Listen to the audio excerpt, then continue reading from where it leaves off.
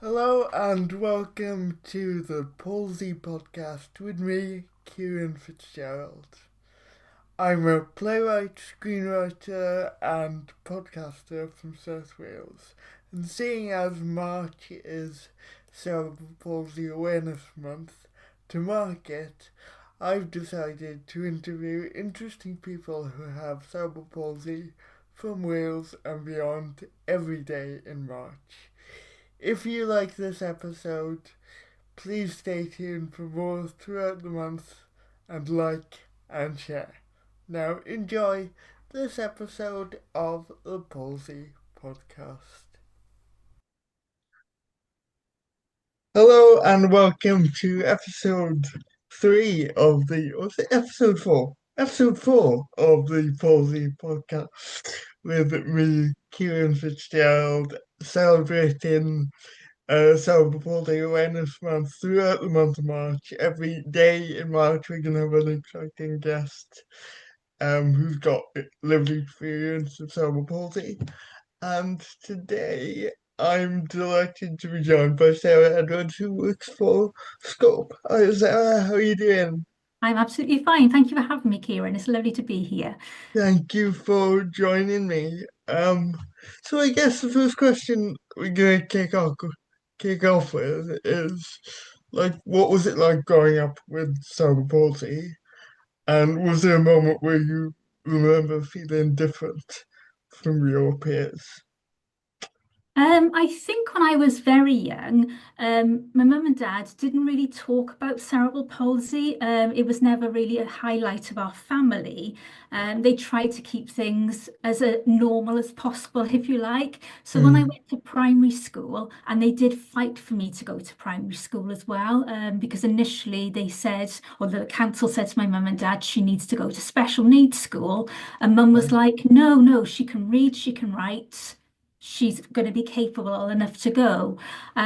So I ended up going to the local primary school, and all the kids there were pretty accepting of everything. The only thing I really struggled with was things like arts and crafts. So I couldn't like use the scissors properly or make things, which was a bit of I'm not a very crafty person anyway, but it was frustrating. And PE, so there were certain things Mm. in PE that I couldn't do.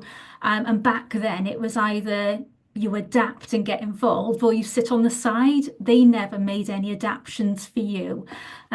So junior, So back then, was it the expectation that a child with cerebral palsy would go into a special school? yes, Like, yeah. So I started primary school when I was 4, so I was about nine, that was 1980, and it was, yes, you would go to special needs school. So yeah, if mum hadn't had the courage to go and say she's able to go to mainstream, then yes, I would have been put in special needs. Um, but yeah, so my I think primary school wasn't too bad. The only thing that impacted a little bit was I was having epileptic seizures because right. that was also part of my life. But other than that, kids were pretty accepting of everything. And you had friends in school, a group of friends in school. Yeah, small groups of friends. I think when you find just one or two people that you can connect with. So I was never part of the bigger group of children with the big group of friends, but I was all right with that. You know, just having a few friends who, yeah, that I could hang out with really. So yeah, that wasn't too bad. It was when I got to comprehensive that Mm. things dramatically changed, I think. In, Um, in in what way? so obviously, I went up to comprehensive with the children from my primary school who knew Mm. me, but then we were encountering children from other primary schools, and we were all coming together at the age of 11, and they had no idea about me at all. So they then probably noticed the way I walked, if I Mm. was having seizures regularly in class, just the way that I couldn't always retain information. And I didn't understand Mm. that at the time, why I couldn't retain lots of information. So that's then when the name calling started to happen. I But was gonna. behind my back, I knew it was going on, but they were very sneaky about the way that they did it. So you didn't experience it directly, but Yeah, because the one day I was walking. where was I? I think I was walking home from school or coming out of school, and this one boy yelled at me, "Oh, look at you, you disabled crip." Mm, And that really hurt me, that mm, kind of direct insult, really, that sort of thing. And then another one that I had was obviously spastic, because back in the mm, 80s and 90s, it was like, oh, you're a spaz, you're a spastic. And I think because they were directed at me, it really hurt. But then the other side was a group of girls I was in science with, because this is how I can recall, yeah. and they would literally, there was her, the two girls and a boy, and they would talk about me behind my back, but loud enough that I could just hear them. So it was more like psychological bullying Mm, rather than the physical bullying. Um, and that, so during that period in my high school years, that was where I was probably struggling the most, because then people were going out more of a weekend, so they'd yeah. all meet up. And I couldn't do that because I was so unwell at that point. So I was feeling quite isolated back Mm. then.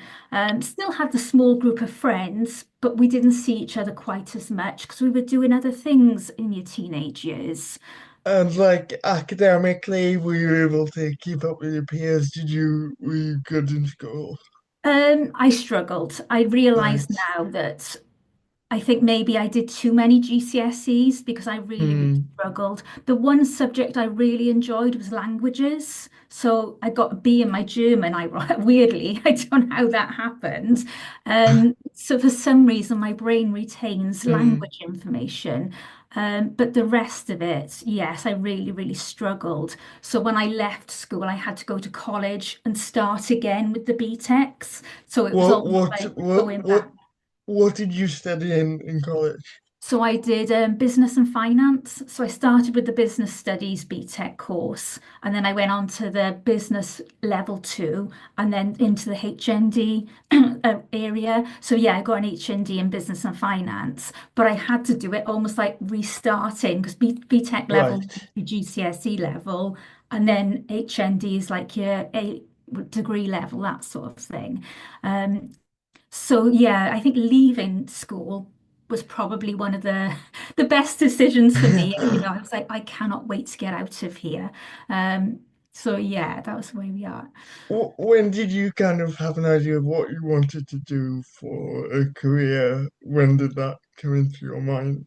What So were I your think, ambitions? yeah, I think really in the 90s, it was very sort of seen to go to the local council to get jobs with the local council. Okay. And most people went on like modern apprenticeship schemes. So you'd go in whilst doing your college work, you'd get a placement at the local authority and you'd get paid a sum of money every week. It was about £30 back then a week. And they would train you up in different office spaces.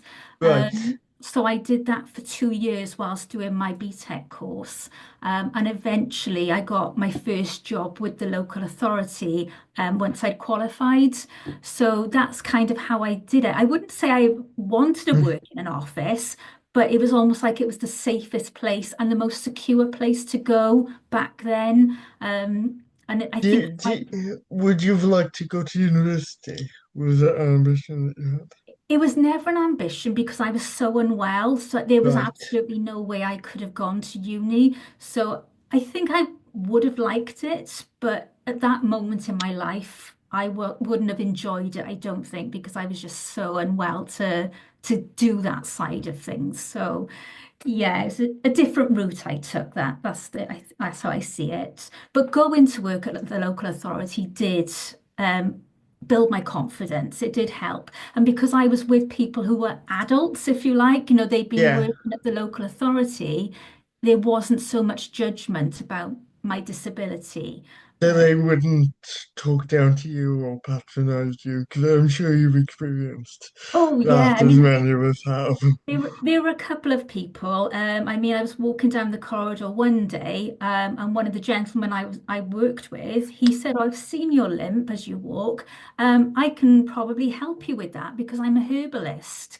And Oh it was my like, goodness. no, I don't think you can. So that was the one. And then when I got another job, the job before I moved over to Scope, a lady had words with the office, and I found out about this afterwards. And she said, "Oh, I know we're having a person with cerebral palsy coming to work with us, but I'm worried that we're not going to get a wheelchair in the office."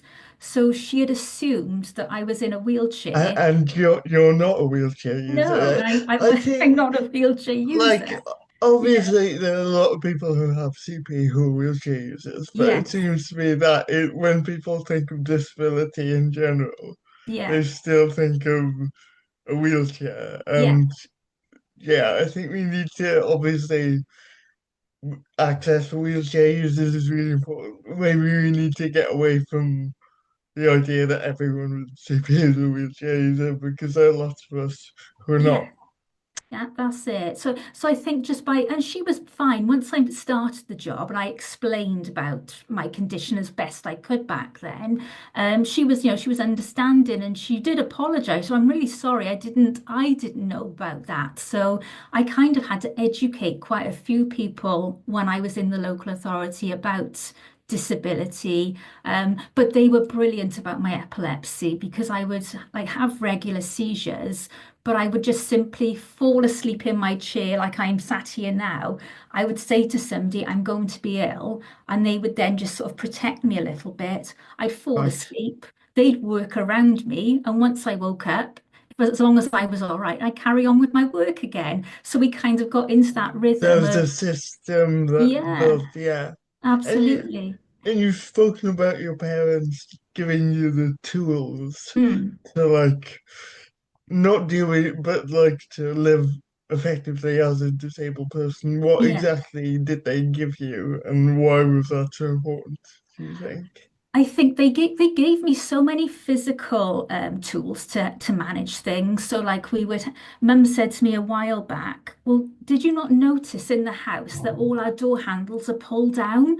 And I hadn't really thought about it. She said, "No, we did that so that you could be able to open a door. If you had a cup of tea or a drink in your hand, you'd be able to use your right hand to pull things down."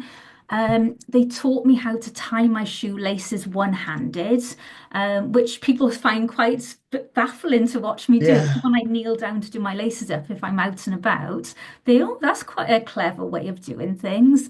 But I think the biggest thing that they gave me was that they were always there to back me up. So we would mm, try things. And if something didn't go right, Mum would say, "Well, that's all right. We can either try a different way or you don't have to do that. It's absolutely fine."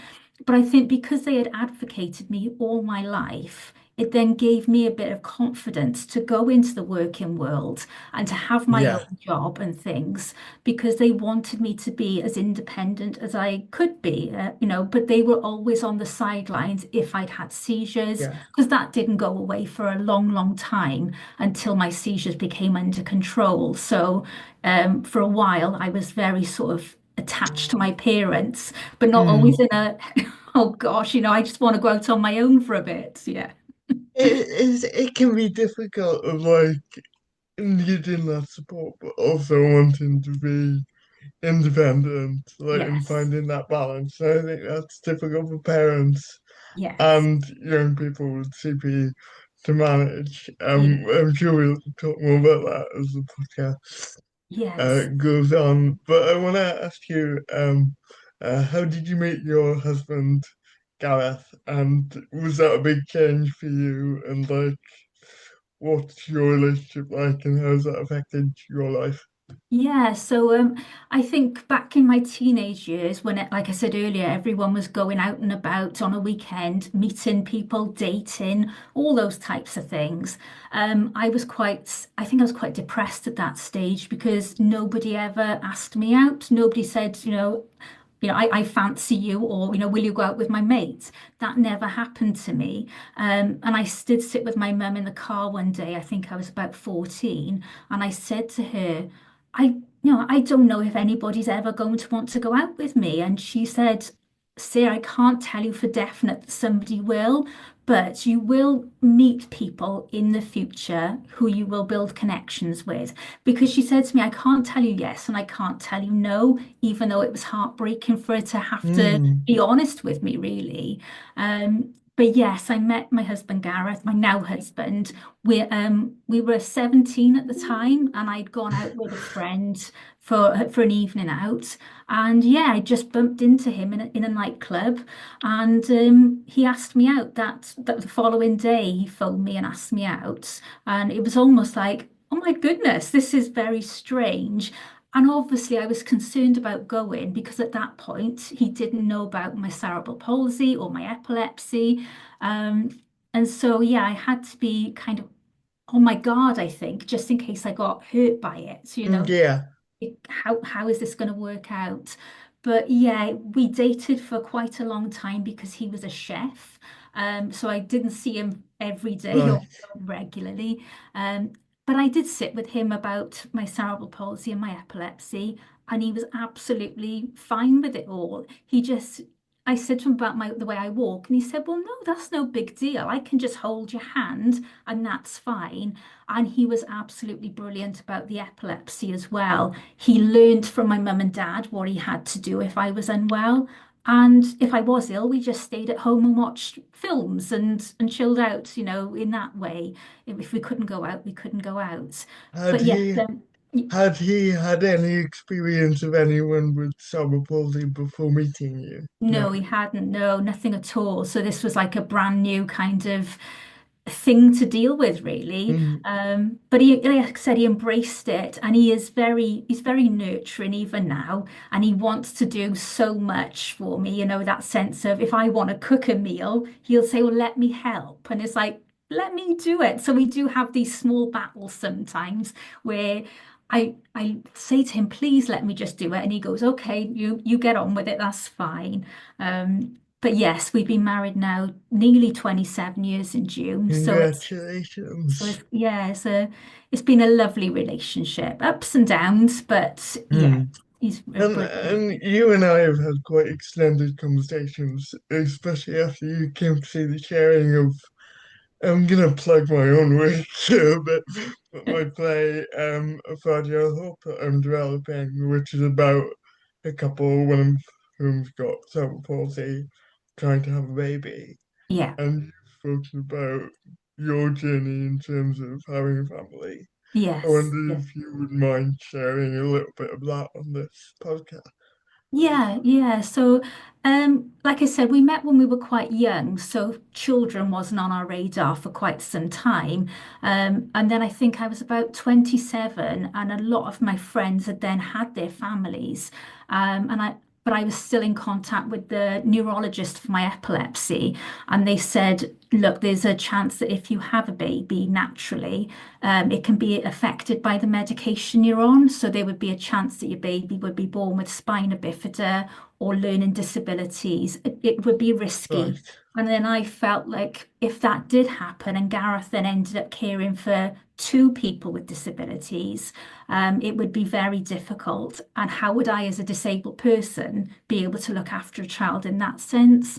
So we decided then to go down the adoption route, which was very tough because you had to be interrogated, your family were interrogated about are you a suitable family, and then go into panel to see if you were going to be approved to be adoptive parents.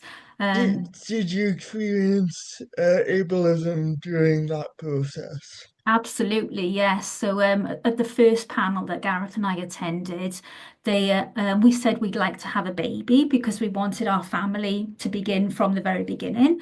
And they said, no, you can't have a baby. And we were like, why?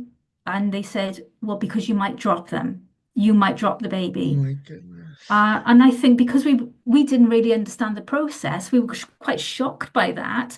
But they said, go away and think about it, and maybe you'd be able to get a child 18 months to 3 years. And we were devastated at that point because, like you said, the ableism, even though I didn't know about ableism back then, I just thought, well, they're doing their job, whatever.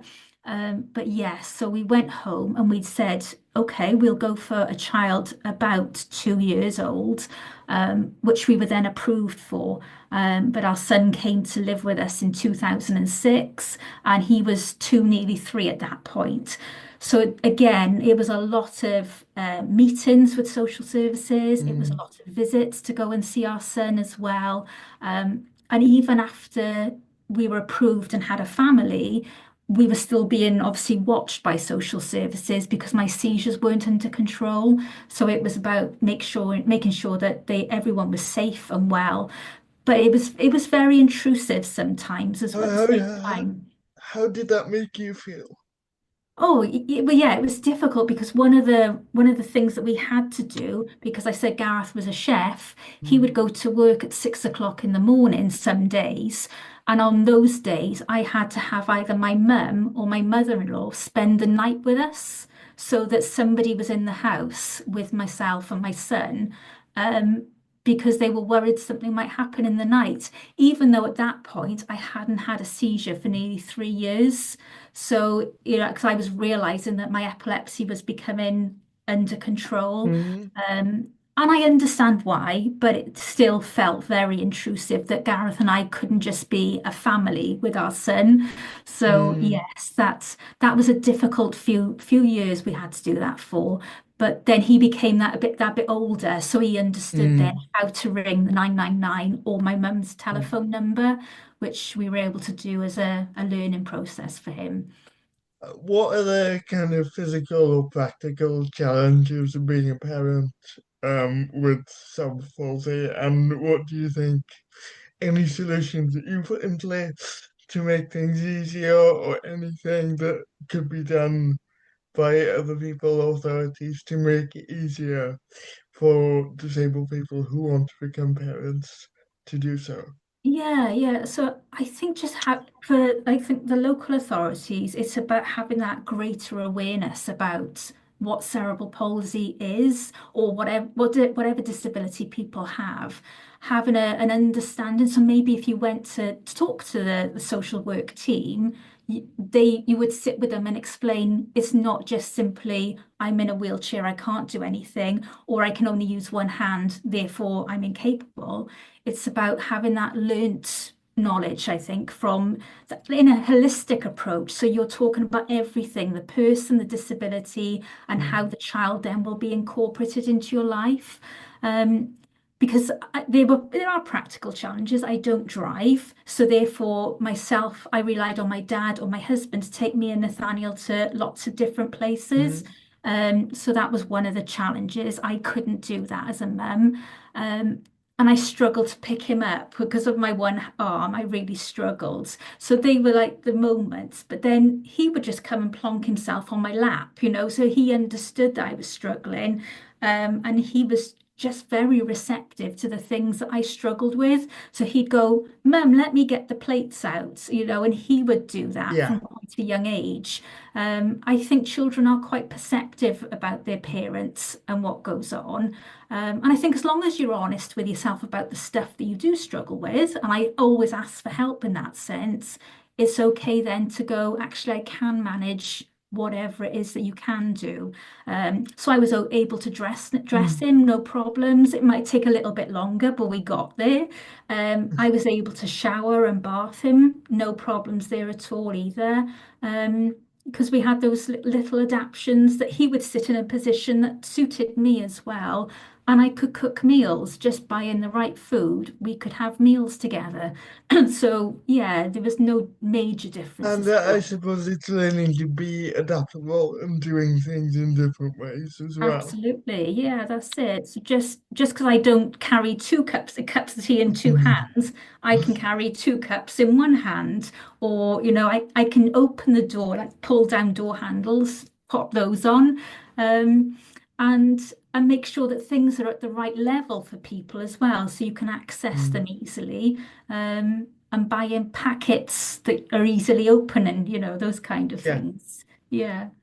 And in terms of your career in disability advocacy, how did that start, and was it something that you always had a passion for? No, because obviously I was working in an office back in the 90s, and I think at that point as well, I hadn't come to fully accept my disabilities either. It was just I need to fit in with everybody else. Mm. Um, but But when I got better with my epilepsy, I started volunteering with Epilepsy Action. Epilepsy Action Wales, I became like a volunteer at their coffee and chat groups and started to support people with epilepsy because I was feeling that much better. So kind of talking to people about their own experiences. And it was really good to connect with people who understood what I was going through there. Mm. And there were people who had cerebral palsy at those meetings as well, because obviously it's a coexisting condition. Yeah. So as I'd been with that organisation for quite some time, the manager said to me, she said, "Oh, Sarah, you're doing really well. I can see your confidence is growing. Why don't you apply to be an accredited volunteer?" Which meant I went into schools and businesses to talk about epilepsy, do epilepsy awareness training sessions. Right. Yeah. And then she said to me one day, "Gosh, you would make a really good counselor. Why don't you go and give the counselling skills course a go?" And that was it. I went on the counselling skills, which were just your basic counselling level, terms and phrases. And yeah, and I ended up going on to the level 4, which was the qualification that gets you to become a counsellor. And it was during that time that I was doing that qualification that a job at Scope appeared looking for, it was called parent advisors for a service they were setting up called Navigate. And they Right. wanted people with lived experience of disability to provide support and mentorship to parents of children who had just received a diagnosis. And I thought, gosh, I came across That's this yeah. accidentally in a way because I was looking for counselling placements. Mm. But I thought, right, I'm going to give that job a go, just see if I can get it. And I did. And it was that big decision then, leaving the council, because obviously it's a safe and Yeah. secure position. But I said to my mum and dad, no, this is something I really want to do. I want to go and support people who Mm. have gone through similar things to myself, and show people that it's really hard, but with good advocacy, you can through it. You can see the light at the end of the tunnel. So yeah, and then I qualified in 2020 as a counsellor. So I suppose that skill set allowed me then to work on the Navigate team as well. So it felt like a proper Mm. moment, if you like. Yeah. Absolutely, a really big achievement. So, Yes. Yeah.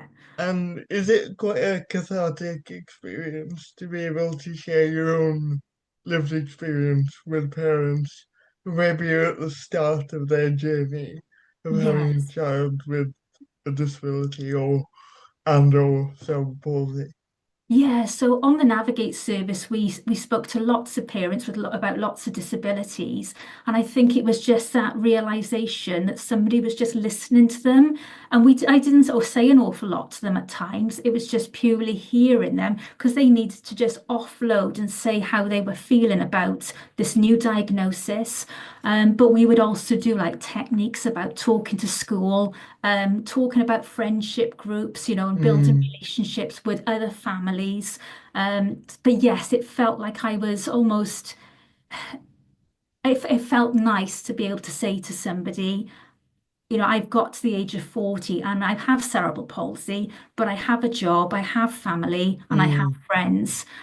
So the disability doesn't define you as an individual, but it takes time to come to that acceptance, and it's okay to access services like Navigate and other organisations to find your way through it all. Really, that was really helpful to do that. And what are the ways that you have helped people? Have you got any examples of people that you've supported? I guess success stories in a way. Eh? Yeah, so lots of those parents that I worked with in that service, sadly, that's closed now, which was Oh. really sad when that happened. Um, but yeah, I've worked with a lot of parents who, after the 6 sessions, had a bit of like a light bulb moment that things were going to be okay. Um, and then it was when Navigate closed, I applied then to become a CP specialist in Wales. So I Mm. moved on to a different team. And I think at that point, again, I hadn't been ready to talk about my cerebral palsy, about myself, because of Mm. my own internal ableism, I think, at that point. But thankfully, while I was working on Navigate, I met Richard Luke, who's the CP specialist lead in Scope. Mm, And he sort of worked alongside me and showed me different ways of learning about your CP and what it means to have the condition. So when that role came up, I felt ready to go for it. And I've been able now to set things up in Wales to support other people in our local communities, which has so been really beneficial. how have you done that? What have you been able to put in place in Yeah, Wales? so we've created because we have the National Cerebral Palsy Network, which people attend on a Wednesday every once a month. But we decided we wanted something specifically for the Welsh community. So I initially set up a face-to-face group up in Wrexham, so for people in North Wales, so that they've got a space to come and meet people face to face. And then I created one down in Cardiff. So obviously for the local community, Cardiff, Mm, Newport, down as far as Swansea, wherever people wanted to come from. So we've had a couple of those meetings. But then we realised in the winter, we thought this is going to get the practicalities of people with mm. cerebral palsy travelling is going to be a bit precarious. So we decided to set it an all Wales meeting online. So we've had two meetings already. So we I'm had our so I'm sorry I haven't been yet. I will that's come, fine. No, but that's w- fine. what have the attendance has been like, and what kind of feedback are you getting from people? Yeah, so we had our first meeting in Feb. Where are we now? We're in January. So middle of January, we had our first meeting, and we had 10 people come, which is really, really good. And it was, we had people from North Wales, West Wales, and East Wales all coming together. And we spoke about, what we would like or what they would like to get from those meetings. We found it was about employment, entrepreneurship, and accessibility, all those types Mm, of the areas we wanted to focus on. And then we had a second meeting the week before last, so middle of February. And again, I had 10 people come in. So again, it was brilliant. brilliant. And we had some new people come along as well. So it was good to see different faces. And I think it's good that people can just drop in and out of these meetings if they Mm. want to. Don't think you have to come to every meeting. Come when you can, because life is busy, isn't it? But but it shows that it was needed. An online network was needed for people in Wales because we've got different things going on in the Welsh community than in the English or the Scottish community. So it's been really good these past two meetings. And if people want to get involved, how do they do that? Yeah, so I advertise the every meeting. I advertise it on our Scope online community. I've created an Eventbrite link as well, so it says CP Network Wales, and you can get your place. You don't have to buy a ticket; it's just simply to register your attendance. And I advertise it on Facebook groups that we're part of. So the Cerebral Palsy Adult Advice UK Facebook page, I'll Mm. put it on there as well.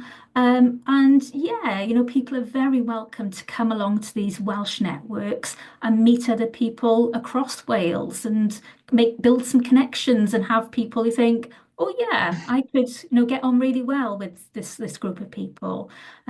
So that's been really good. And I've also been doing some presenting as well at schools. So I'm going to do a Oh, presentation brilliant. in Bridgend next week, talking to some pupils about cerebral palsy. So that's really good that I'm informing younger people about the Mm. condition as well.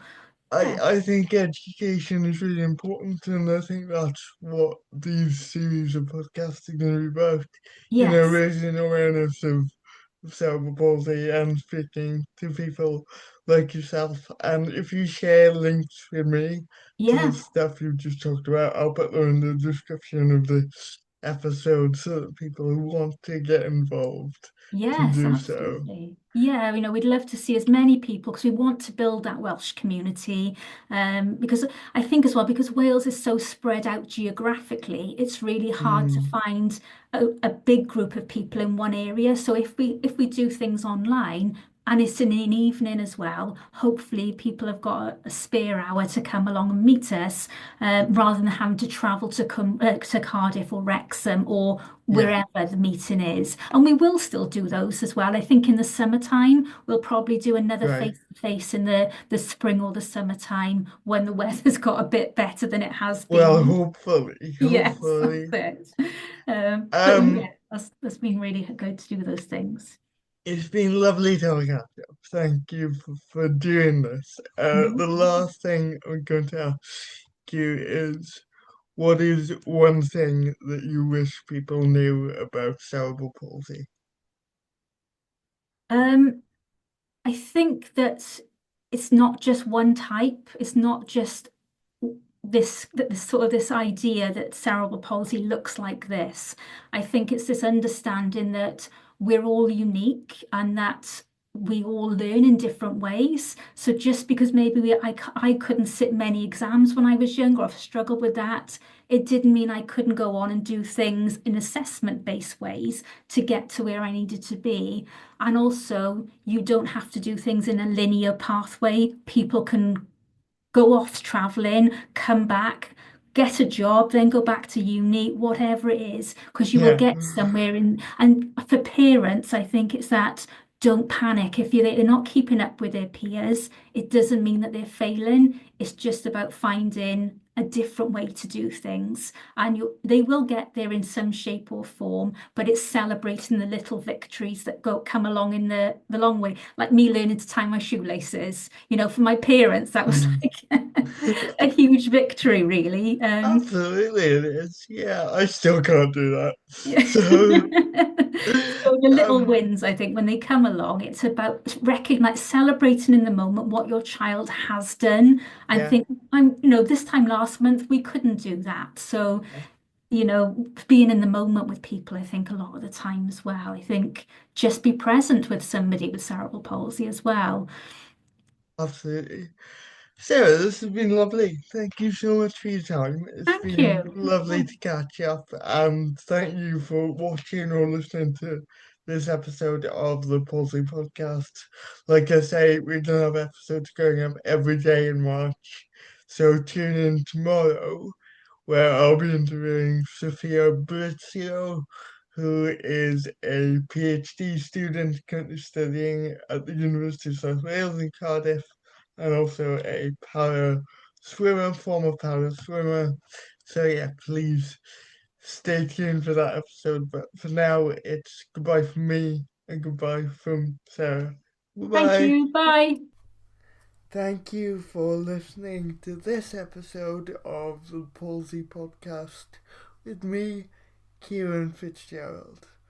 I want to thank my guests for joining me, and I hope that you'll stay tuned for the next episode and more throughout March.